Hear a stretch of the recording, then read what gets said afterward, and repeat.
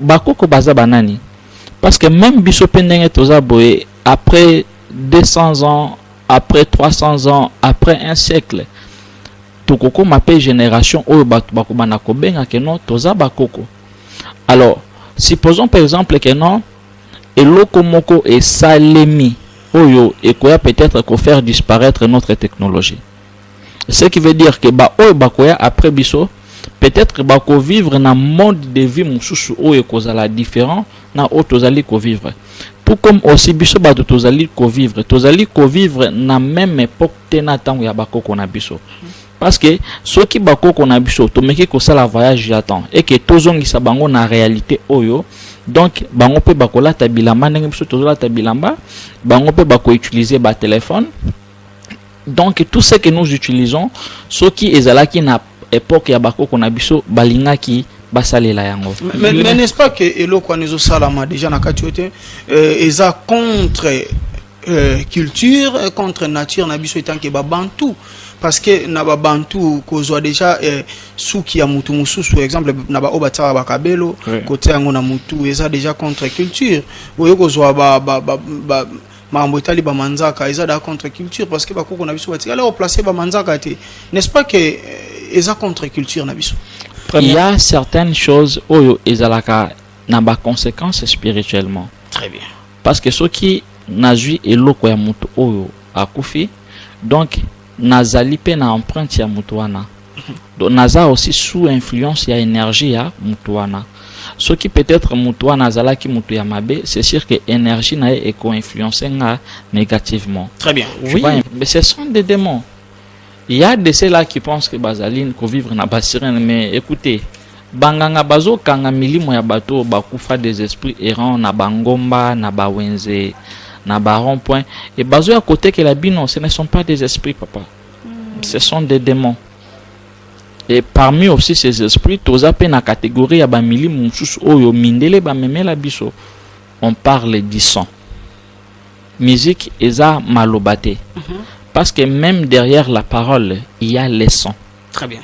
Et derrière les sons, ezali na ba vibration, to na ba fréquence. Parce que ezali na ba musique mususu ozoyo kayango, mais fréquence oyo musicien wana ayembeli nzembo na ye ata ache kombo ya nzambe, mais fréquence na ye eza pour que e banda ko influencer bino négativement pour que banda ko sala bikobo. C'est aussi la vérité. Et surtout domaine ya musique, eza domaine moko ezali tellement infiltré na degré moko sakanate. Eza na domaine où ezali na négativité lokola domaine ya musique. Pourquoi? Parce que la gloire à Jésus. Brûle, vieux démon. Tu ne connais pas le mystère du peuple noir. Je vais te le montrer. Il m'a brûlé, même moi, il m'a brûlé. Gédéon, arrête, avançons seulement. Dieu là est trop fort. que ezana muto oya pesa ki kombo wana, donc directement azali susu nzambe na sens ya mokelité.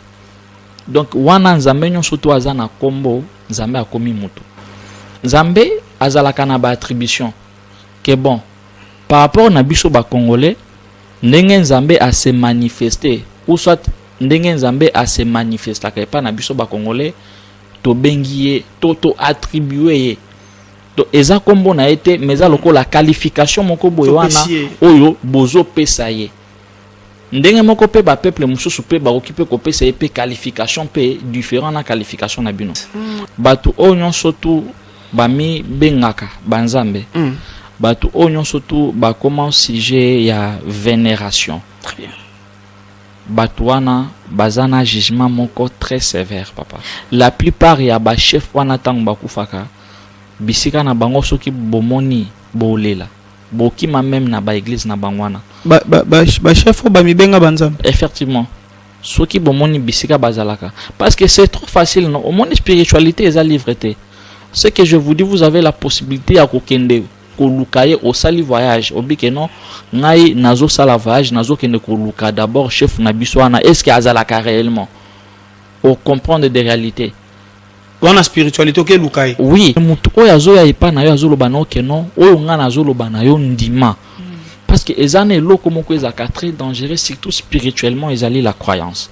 Très bien. Ce qui déjà nga na ndimi shio ke nga na komi nzambe na yo. Ce qui veut dire que même ta vie est entre mes mains. Très bien. Ce qui nazali mutu moko ya mabe na koki ko bana pe ko yiba yo même chance. To soit un jour pe na koki même ko sacrifier yo parce que déjà na ndimi shio ke ngande mutu na nzambe na. Kondola boso. Kango mokengeli na ngokoli kasi baye ya Kongo balingaka bakwena bango te batikaka bachasseur babomaka bango ndenge batika bakanga prêtresse kipavita ndenge batika bakanga mfumu kimbangue ndenge batika bakanga baboma batumbanga lumumba na muzeka bila lobi la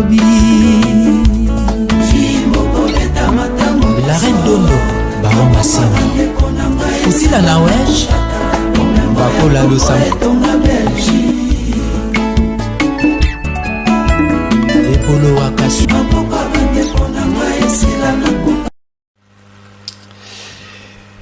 esengo mingi ezalaka tango toyaka représenter bino émission tokundola bosolo mbote na bino de partout ezwami bino bandeko na ngai ya Congo pe Afrika mobimba bana ya mvuluzi kimbangu bana ya bancetre bana ya bakoko bana ya ba révolutionnaire nyonso bana ya Nelson Mandela bana ya ba nyonso babunda pona Congo to pona Afrika to pesi bino bambote esengo ezali parce que to yambi bongo les guides o to betaneli solo na plateau o boyebi etetan to yaka libandelo ko ezala raté hein donc libandelo ko ezala raté boyeba ko partager boyeba ko aimer mission ezala tellement kitoko mbote na o guide mbote papa Joseph na pesi pe mbote na lumière na ba congolais to ba africain nyonso tout conscient o bazo landa biso.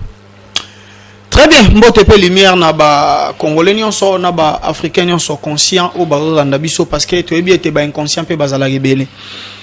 Tango loba koto ya lobi koto yo lobi loboko ya yo kilokolo. Donc baza ebele. Ya onto senga tango to kundwa bosolo ezo leka foko tape na litoyo e bato loba nini. Parce que tout na biso question mo ezanga tina te. Ngape na bakisi mbote na papa de sous de Genève na le prince Mundende na bakisi mbote pa ya papa Florine Ndingambote mama Florence Ndingambote papa Simon Ndingambote Karel Ndingambote bandingambote oyo ponga mo pena na famille Ndingambote matondo mingi bambote na bino guide l'émission précédente ba utaki bongo ko reprocher biso na bilo mususu o ezali ke communicateur au tindaki na plateau pour être apprécié yo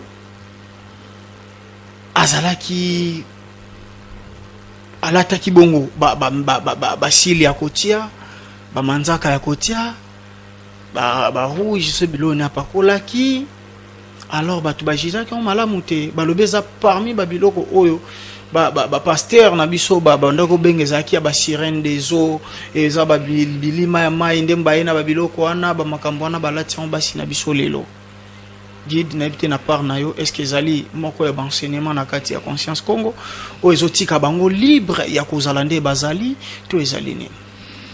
Merci beaucoup papa pour la question et na kolingana répondre. Je sais très bien que malgré tout mekika ko répondre mais bandimi bazala kaka donc ce qui déjà ya chelo kona mutu okolongole yangote. Très bien. Alors tozo lingato répondre pour na ko convaincre te juste pour na ko éclaircir bateau. Premièrement, conscience Congo ezali école spirituelle.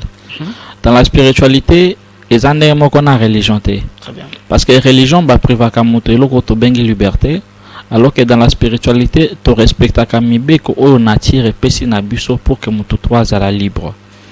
Conscience Congo ezali école ya ba hypocrite. Okomona la plupart ya bandeko oyo ba zalaka pona ko critiquer makamwana beaucoup plus bangone mutu basalaka yango. Omona soki aza mobali mwasi na yeye moko okenena na komona ke awsala yango. Alors tozolinga to former société ya ba hypocrite. Peut-être à Koki Kosala ba recherche. Pour comprendre que tout ce que nous faisons, il y a Sikaïza Nangote et Zaka juste modernisation ou déjà et bana même depuis l'Égypte antique. Donc ce qui veut dire quoi? Je prends l'exemple. Bakoko baza banani. Parce que même biso pendenge toza boye après 200 ans, après 300 ans, après un siècle, tokoko m'appelle génération oyo bako banako benga que non toza bakoko. Alors, supposons par exemple que non eloko moko et salemi oyo et koya peut-être ko faire disparaître notre technologie. Ce qui veut dire que ba oyo bakoya après biso peut-être bako vivre na monde de vie mususu oyo kozala différent na o tozali ko vivre. Tout comme aussi biso ba tozali ko vivre na même époque tena tango ya bakoko na biso. Parce que ceux qui bakoko na biso to meki ko sala voyage j'attends et que tozongisa bango na réalité oyo. Donc bango pe bakola ta bilamba ndenge biso tozola ta bilamba, bango pe bako utiliser ba téléphone. Donc tout ce que nous utilisons, ceux qui ezalaki na époque ya bakoko na biso balingaki basalela yango. Oui, tout ce que nous utilisons, ceux qui ezalaki na époque ya bakoko na biso balingaki basalela yango parce que dans l'homme il y a toujours principe moko ya évolution. Et l'homme doit toujours se moderniser. Yango okomona ke mundele atikalaka toujours na même eloko wana te. Omona ke akobandana eloko wana azo modifier yango petit à petit pour atteindre la perfection. Alors ce qui peut-être ndeko ameki ko juger biso, premièrement jugement ezalaka d'abord condamnable. Ce qui veut dire que il n'a pas droit à nous juger parce que azali na mibeko mokote ya likolo oyo ezali koloba keno mutu akoki ko imiter soit ba sirène des eaux. Non, mais n'est-ce pas que eloko anezo salama déjà na katiote eza contre culture contre nature na biso etant que babantu parce que na babantu kozwa déjà suki ya mutu mususu par exemple na ba obatara bakabelo côté yango na mutu eza déjà contre culture oyo kozwa ba mambo itali ba manzaka eza da contre culture parce que bakoko na biso batika alors placer ba manzaka te, n'est-ce pas que eza contre culture na biso? Premièrement nani alobaki na bino ke bakoko na biso banaki kocha manzaka te parce que même ba système ya kocha ba beauté bandi depuis Égypte antique. Tu vois un peu parce que au moins par rapport à ba question ezala makamususu ezo bimaneti ezali sika mais inviter des historiens ils vont vous dire très bien que non bakoko na biso même à leur époque ba beauté pezalaki. Tu vois ba beauté pezalaki parce que okoki koboya et loko mais au préféré mususu te parce que ceux qui to ngito ken na logique wana donc vous voulez nous dire que nos photos bana ko utiliser ba réseaux sociaux te parce que bakoko na mususu basela ba réseaux sociaux te guide tina niveau ya kozwa suki ya indien o bakataki na Inde ko ya kolatsa ngo mutu mususu. Bon non par rapport à cette question effet pour moi ya ko condamner eza ko komisanga lokola na komi ko juger mais nazo juger te. Alors ça point de vue na yo il y a certaines choses oyo ezalaka na ba conséquences spirituellement. Très bien. Parce que ceux qui nazui eloko ya mutu oyo akufi donc nazali pe na empreinte ya mutu wana. Donc naza aussi sous influence ya énergie ya mutu wana. Ce qui peut-être mutu wana azalaki mutu ya mabe, c'est sûr que énergie na e ko influencer nga négativement. Très bien. Tu vois un peu donc na lobby pona ko condamner te keza mabe. Mais j'explique seulement que eza na ba pratique mususu peut-être oyo otangi wana ya ko zwa suki ya déjà mutu oyo akufaki yo bandi ko lata yango eza lokola na corps na yo ozolinga beaucoup ma influencé par deux personnes. Tu vois un peu wana eza neti na exemple oyo pesi na suki mais na pekisi bandeko basi basalela yango te parce que naza na juge te. Un homme spirituel non, un homme spirituel a koki ko porter jugement sur mutute. Un homme spirituel azawana juste pona koloba ce qui est vérité. Maintenant a koti que la yo libre arbitre ya ko pona oyo ezali mabeto malamu par rapport à la conscience na yo moko. Alors dans ce cas vérité zanin batsa to batsati. Non, vérité eza ke ceux qui ozui suki ya mutu o déjà si akufaki ozali ko porter yango eza lokola ozali pe sous influence ya énergie ya alors suki ya mutu ba kindai ko katango po akufela ki mobali to azaina ba problème de ba ndie ba sala ka yango wana. Oui, mais c'est là je dis que non ezalaka na ba influence parce que tu es influencé papa. Omoni ezana suki na ba suki parce que je vais prendre exemple moko. Est-ce que ceux qui les lo ba présenter biso mukwa ya kimbango que non mukwa ya kimbango yango tu sais comment ba toko bomana pour que tous mukwa wana.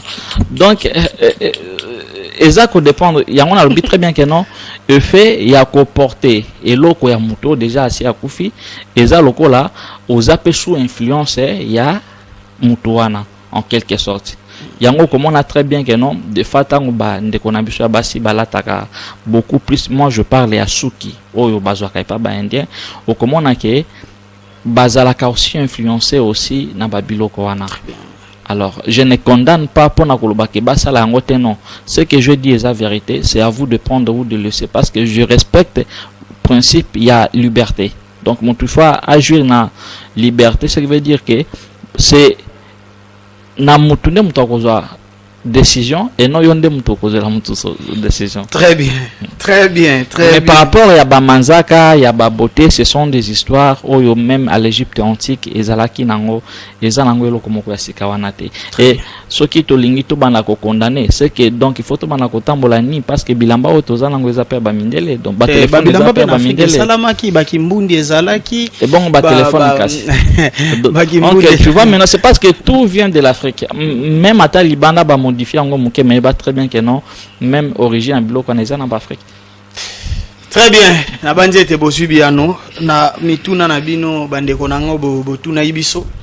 Biso to tika to kundola ka to tiki bino boya lisubolo ba ke gida lobi ya solo to lukuta ndeza kapa bino malgré ye alobi ka ke ya jijana ete mapesi ka kande point de vue selon oyo ya yebi pona apesa poza homme spirituel. Malgré la Bible ba te biso que l'homme spirituel est juge de tout, azo sonder voir même profondeur ya nzambe mais guide abi azo juger na ete to ebite sur ce cas to kolobani ni guide.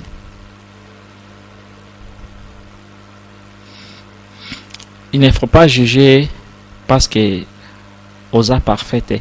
Très bien. Mutu oya komi ko porter jugement et pas batu et peut ba ko juger. Parce alors que biso nostose la jugement wapi les jugements non, je parle du jugement par rapport à koloba mutu que non yo zo sala mabe mais ce qui ngana zo sala mabe est-ce que yo no mutoza malamu.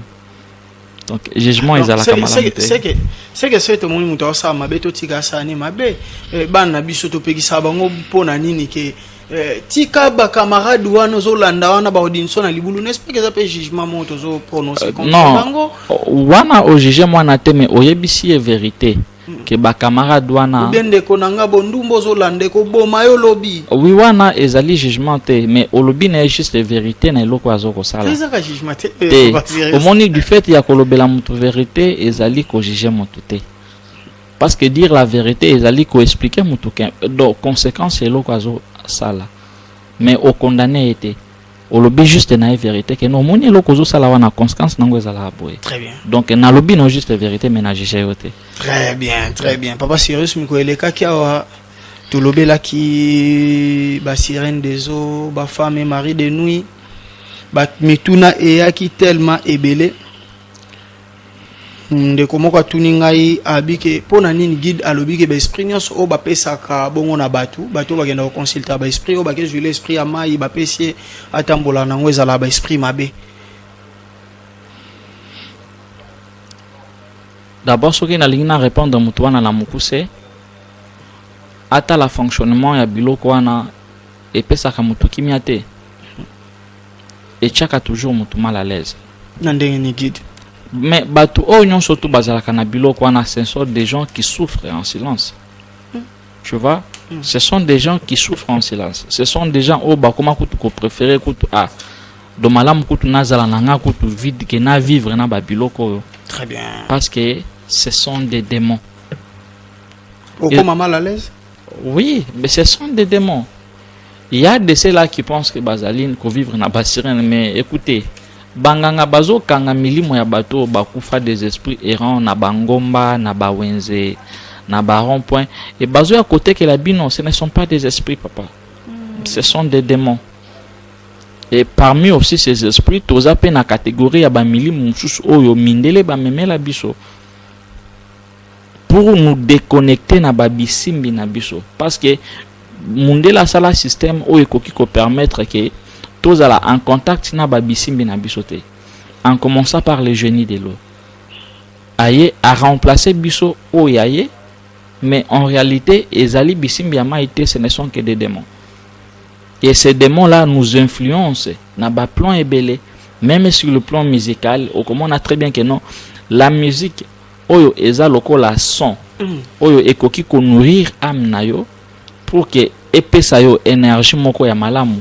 Mais on comprendre que non, musique oyo komi ko reproduire et komi poison ya âme. Au lieu musique et la musabiso, musique ezali koko misabiso banyama de plus en plus. Très bien. Tout ça ezali influence de tous ces esprits là. Au moins même que non des prophéties, des fausses enseignements, ba doctrine moko eza tellement yamabe. Tout ça vous pensez que ezali non, eza juste kaka ba démon wana en fait. Oui. Alors juste par ignorance, yango peut-être ba tumususu ba zalaka mesure ya ko comprendre vérité te. Yango vraiment il faut botanga. Yango il faut botanga parce que ceux qui ont dimi kotanga te, croyez-moi, ba o batangi déjà, ba bana toujours continuer ko manipuler. Alors musique ni ko nourrir âme ya mutu. Musique ni parce que tozana ba reggae, tozana ba rumba, tozana ba générique ndenge na ndenge ba décalé. Musique ni ko sunga mutu. Ete aiba ko nourrir âme na parce que tozana ba musique mususu mutu yoki ngwa koti na mawa. Alors ce qu'on pona ko nourrir âme. La gloire à Jésus. Brûle, vieux démon. Tu ne connais pas le mystère du peuple noir. Je vais te le montrer. Il m'a brûlé. Même moi, il m'a brûlé. Gédéon, arrête. Avançons seulement. Dieu là est trop fort. Merci. Par rapport d'abord définition et à musique, ezali l'art de combiner les sons d'une manière agréable à l'oreille. Donc on parle du son. Musique eza malobate. Parce que même derrière la parole, il y a les sons. Très bien. Et derrière les sons, ezali naba vibration, to naba fréquence.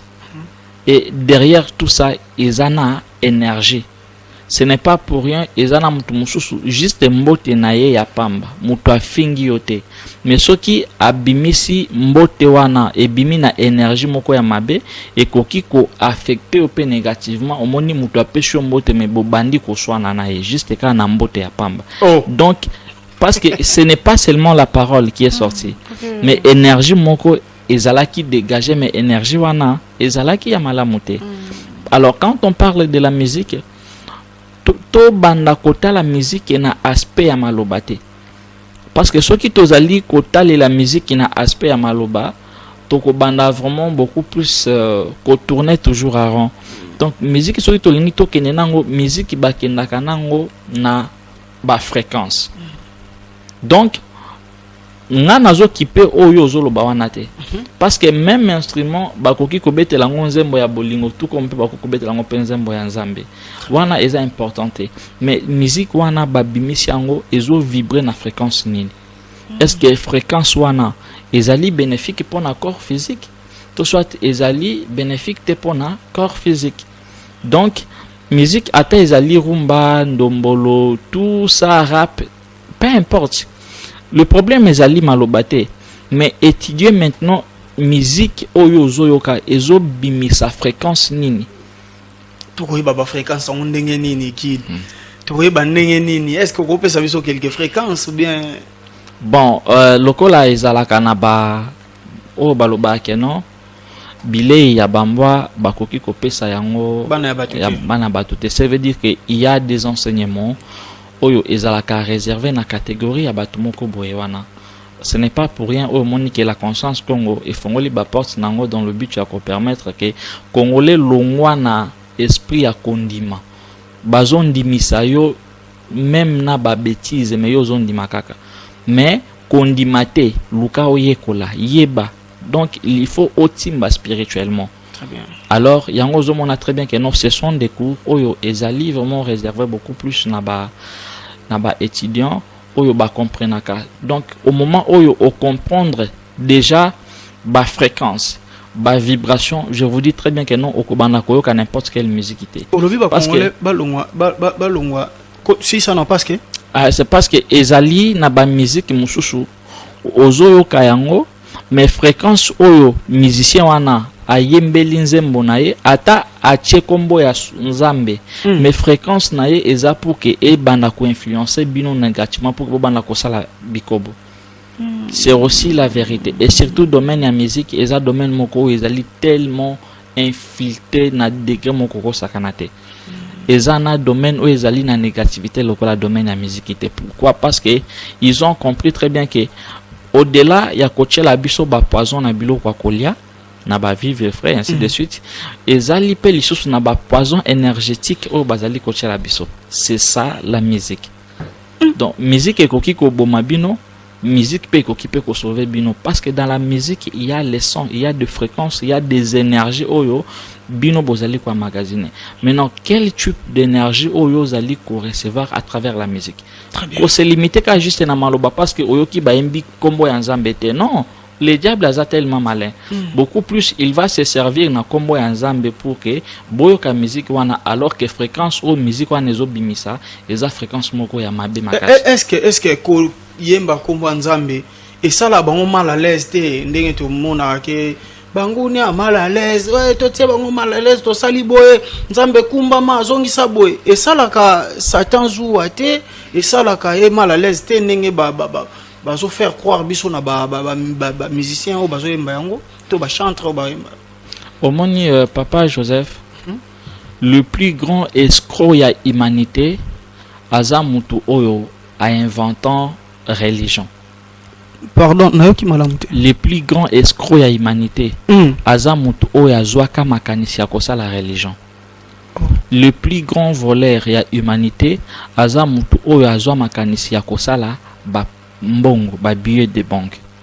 Parce que dans la religion lokuta d'abord ya liboso okomona que chaque religion ezalaka na nzambe oyo azalaka na kombo.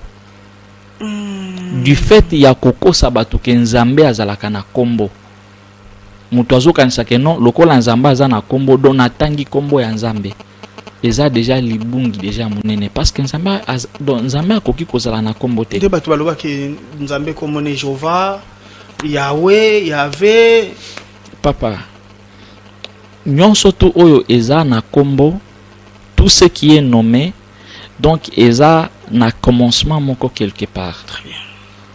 Yo soki bapesi yo kombo parce que okuta déjà bato oyo bapesa yo kombo oyo babatiza yo na kombo wana.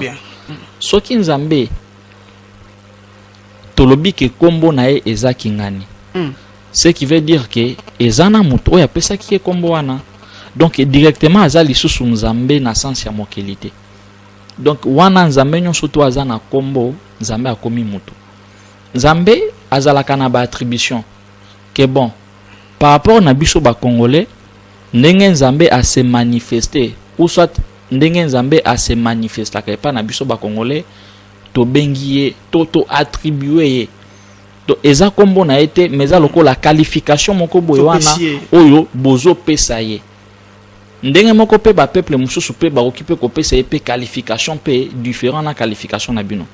Raison pour laquelle au kokene même na ba ni na biso ba africain au mona ke non par rapport ya ba tribu au komona ke ba kombo ba attribution plutôt ya nzambe e variaka pona nini parce que chaque peuple azana manière na ye oyo amone la kanzambe wana. Tu vois un peu alors kocha kopé sans nzambe kombo eza déjà escroquerie moko ya makasi parce que soki nzambe yango akomi na kombo menana apesa ye kombo. Très bien, on a des questions. Parce que les noms portent toujours origine moko quelque part. Alors que ba kombo o toza ko pesa ye, soki to lobi ke aza Jova. Donc to pesi nationalité française. soit si tu lobi kazali Jésus, donc Nzambe a commis des nationalités françaises parce que Jésus, tu comprends très bien que non, toko kende pour que tu comprendre origine yango et uti wapi. Donc tozolinga toko sabatu ke Nzambe oya salam univers Nzambe wana origine ezalaka na mabele. Papa. On peut pas mentir de conscience. Alors les lots na banzambe oya biso le to comme na bango ebele Nzambe ya pasteur Kingandi, Nzambe ya apôtre Kingandi, papa o Kingandi Nzambe, papa nani o Nzambe na ngai. Alors toko lobani sur ce. Est-ce que ça a un impact? Batu onyon surtout bami bengaka banzambe. Batu onyon surtout ba comment sujet ya vénération. Très bien. Batouana bazana jugement moko très sévère, papa. Tu vois, bazana jugement moko très sévère. Parce que du fait que ozana 100 000 personnes, oyo okomi nzambe na bango, directement eza lokola au porter fardeau il y a 100 000 âmes. Oyo tangu bakokufa, yonde muto kozala responsable ya ba makamutu o bango bazosala. Effectivement. Au moni ezali na domaine où ezalaka très dangereux local la domaine spiritualité. Domaine spirituel, domaine politique. Donc et lokono surtout oyo eza très bien que nous tu es en train de gérer les esprits des gens. Eza ba domaine moko oyo jugement nango ezalaka très très très sévère. Yango komona ke la plupart ya ba chef wana tango bakufaka bisika na bango soki bomoni bolela bokima même na ba église na bangwana ba chef ba mibenga banzambe. Effectivement soki bomoni bisika bazalaka parce que c'est trop facile non au monde spiritualité eza livreté. Ce que je vous dis, vous avez la possibilité à kokende kolukaye au sali voyage obike non ngai nazo sala voyage nazo kende koluka d'abord chef na biswana est-ce que azalaka réellement au comprendre des réalités on a spiritualité que lukaye. Oui, ou soit il faut poser des questions au guide. Poser des questions na ba guide spirituel na bino. Et quand je parle de guide spirituel, je ne parle pas de personnes au sens physique. Ce qui au solakana kimbango solo metuna kimbango kenalingi na eba est-ce que molimo ya tata wana eva na kawapi. Bon comprendre que baza batumoko oyo et sengo na bango ezaka juste na tamu ketango baza na mabele mais tango bakufaka jugement na bango ezalaka sévère. Nini mute salaka bon. Mais ezali oyo tozali kobenga keno mibeko elobi boye parce que mibeko yango wana nde nzambe. Nzambe azali mibeko. Ba principe wana tozali komona yango à travers nature. Skotango yo na mabele o profiter na ignorance ya batu pour que obanda kokende même na ba l'encontre ya ba loi o eza na kati ya nature mais directement au komi fils ya satana non parce que quand on parle ya mo satana eza lokola tout ce qui est négativité. Très bien. Donc tu deviens le fils du diable. Donc ezana mutu mususu il fallait peut-être otikaye akokaki peut-être ko zwa rédemption ya âme na ye mais yo au conduire milimo ya batu na perdition. Au conduire milimo ya batu na perdition, au connecter milimo ya batu na ba monde où ezali négative. Na place au permettre à ce que milimo ba atteindre lumière, yo au connecter bango na ba monde diabolique et astral. Donc au succès ba on a niveau na yo. Oui. Maintenant aujourd'hui emprisonné maintenant milimo ya batu wana papa. Parce que croyance c'est le komoko omoni mutu oya zolo banao ke croit. Mutuana il faut vraiment kobete atali kofi. Oh. Effectivement papa. Omoni mutu soki aye pa na yo. Alobi no kete naza na posana la kisayo oyeba. Aza mutu ya malamu. Mais mutu oya zo ya pa na yo azolo banao ke non oyo ngana azolo banayo ndima. Parce que ezane loko moko ezaka très dangereux surtout spirituellement ezali la croyance. Très bien. Soki déjà ngana ndimishio ke ngana komi nzambe na yo. Ce qui veut dire que même ta vie est entre mes mains. Très bien. Ce qui nazali mutu moko ya mabe na koki ko bana pe ko yiba yo même chance. To soit un jour pe na koki même ko sacrifier yo parce que déjà na ndimisio ke ngande mutu na nzambe na. Donc malheur ya ba congolais ebele eza beaucoup plus na ba oyo tozali ko benga ke ba guide spirituel. des guides spirituels. Bon, je ne parle pas des guides, mais je parle des fameux hommes de Dieu, des maîtres, ainsi de suite. Donc, mutu onyo sotu oya kambaka batu na sens que non batu wana bandimelié. Mutu wana azali responsable ya malheur ya ba Congolais tellement ebelé. Donc, milimo ya ba Congolais belé ezali freiné na batu moko boye wana ya mutema mabe. Genre, ezana groupe ya batu moko boye wana oyo bazali ko travailler na négativité. Donc bango mutu baza lokola bakangi milimo ya ba Congolais nyonso. Donc milimo ya ba Congolais jusque là eza libre te, eza bloqué juste na batu moko boye wana. Alors dans vos églises, vos pasteurs basalaka ba sacrifice chaque année sans que boyeba. Oh oui. Basala sous sacrifice. Mais je vous dis très bien que dans toutes les églises oyo omoni et surtout ba église oyo moni ke batu baza ebele. Oh batonda kawana. Papa zo saba miracle batonda te papa Cyrus. Omoni il y a un miracle. Omoni papa envoûtement parce que au-delà de tout quand même Zambé a pesi biso cerveau. Ce qui veut dire que tozali na possibilité ya ko réfléchir. Mais ezana batu mususu ozali kosolola na ye mais ozo comprendre degré ya réflexion ya mutu wana différence na nyama ezate. Tu vois, parce que il y a des choses au moni, je vous dis très bien papa, au futur au moment où bakopesa biso autorisation ya kosala makambo mususu Conscience Congo ekobana ko bimisa bakisi oyo bakunda kuna na tous les églises. C'est là. Olobi? Je vous promets. Olobi ni papa. Dans le futur, au moment où bakopesa biso autorisation, Conscience Congo ekobana ko bimisa bakisi oyo nyonso tu bokunda na ba église, na ba rond-point, na ba fleuve, vous allez vivre ça en live. De bisika bo comprendre que non, batu wana baza batu moko baza tellement mabe makasi. Bakunda ba nzambe te. Parce que il faut savoir que même ici au pays et l'autre ils offrent ne biso ezana ba biloko ebele ya mabe ikundami awa na Congo. Bon. Oui. Vous allez partir dans des églises yo okeno na kondima ke nazo kende ko sambela alors que mutu oyo zo kendele wana aza mutu amisala mabe. Du fait que onyati makolo na église na ye okomizo bana ye, ce qui veut dire que ata omoni azo bimana mama na yo yoko talaka neti oza neti donc inconscient. Kasi nyonso na parole ne jugez pas mais ouais bon. Mais ezali ba méthode de manipulation papa. Tu vois, ezali méthode de manipulation. Qui vous a dit que ne jugez pas les ouais? Est-ce que ezali nzambe to soit ezali mukanda moko oyo batu bakomela yo? Et qu'est-ce qui prouve que batu wana bazala qui inspiré na nzambe? Parce que quand on parle Yanzambe, on voit la nature. Et pour votre information, homme dédié à Zalakate, serviteur dédié à Zalakate, maître spirituel à Zalakate. Homme dédié à Zalakate. Oui, de la même manière, ni maître spirituel à Zalakate, de la même manière. Papa, maintenant, ce qui beaucoup ici batu mususu batu Yanzambe. Parce que au moins, il faut tout bana quand même comme expliquer bandeko. Ba terme au bazolo ba wana na linga lela kisini. Homme dédié. Donc na Congo awa tokoma na catégorie ya batu moko to benga bango baza batu ya nzambe. Est-ce que biso toza batu anani? L'homme de Dieu n'existe pas. Le serviteur de Dieu n'existe pas. Ceux qui mutami benga azali serviteur de Dieu, mais écoutez, prière nini oyo batu wana basala ka pona ko bimisa moi. Prière nini oyo basala ka pour que équilibre continue kozala. Bazali ko servir nzambe na nini? Est-ce que Batouana Bazalaki, au moment où le créateur il était en train de créer sa création, mais au moins, et l'autre Bazou d'abord que Nzambe, parce que Nzambe est nature, non? Vous allez comprendre Nzambe à travers nature. Vous allez Moussali Nzambe, vous allez la caille Moussalanine.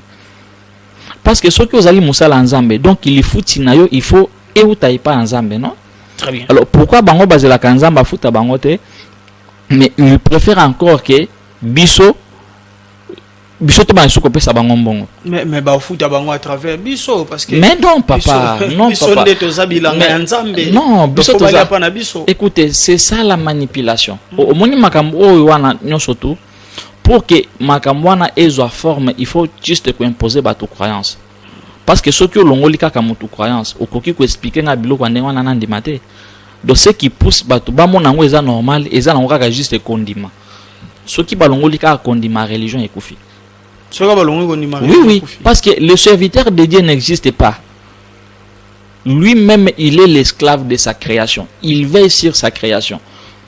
Donc, moi, il est na prière et à pasteur te. Basi babota kana prière mon côté. Donc, nature ezali ko fonctionner na prière lelo ko mon côté. Parce que œuvre en Nzambe ezali nature papa. C'est ça na basi mususu. Banda memi mukumba ezoni okolaye ko kisi inane bate lo sambo boya boti. Papa sérieux. Papa. N'est-ce pas que ça la maka? Oh ben c'est na biso ba utaki. Tokundola buso. Kango kitoko mbokango mokengeli na ngokoli.